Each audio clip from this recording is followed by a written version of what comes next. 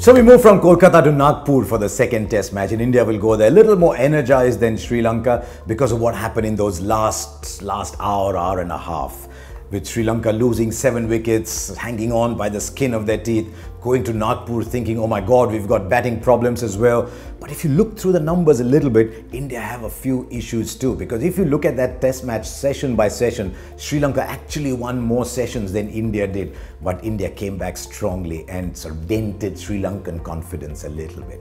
Now, what about Nagpur? It's a peculiar track. We've been hearing stories that they might go in with a pace-friendly track again. And while that's good to prepare for South Africa, I've often said you need to play to your strengths and win matches at home as well. But traditionally in Nagpur, there's not a lot of difference between spin and pace. Whether you're looking at bowling averages or strike rates or economy rates, there's not a lot of difference between pace and spin over here. If anything, it's a slightly low-scoring ground, this. I mean, you look at the last 44 Ranji Trophy innings, there's only been 1 score greater than 500 and 6 scores greater than 400.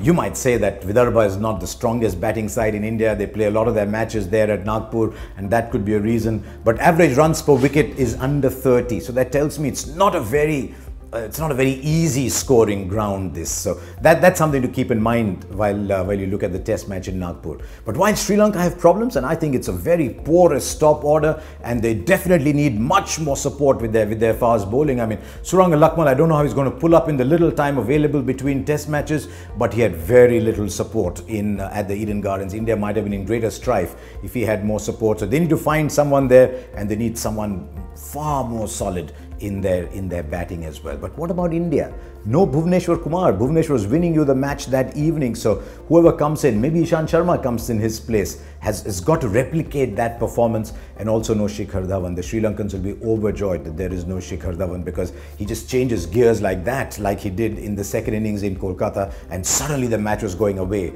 from Sri Lanka.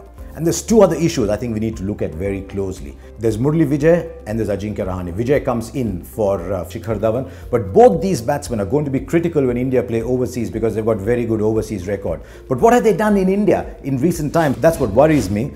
21 innings from Murali Vijay, 771 runs at 36. For an opening batsman in good batting conditions, you'd expect more. But also Rahane, I get the feeling he's a little stuck between whether he wants to be a limited overs cricketer, whether he's going back to being the classic test match batsman. 722 runs in 22 innings at just 36, 103 50s, and that goes along with an overseas average of 53. I mean, that's absolutely bizarre, such a large difference between home and away. But if you want Ajinkya Rahane and Murali Vijay to play big roles in South Africa, you really want them in the remaining 2 test matches to get 100 each and go in there full of confidence. I still think India start overwhelming favourites for this test match in Nagpur. In spite of Sri Lanka winning more sessions, I think there's more problems in the Sri Lankan camp than the Indian camp.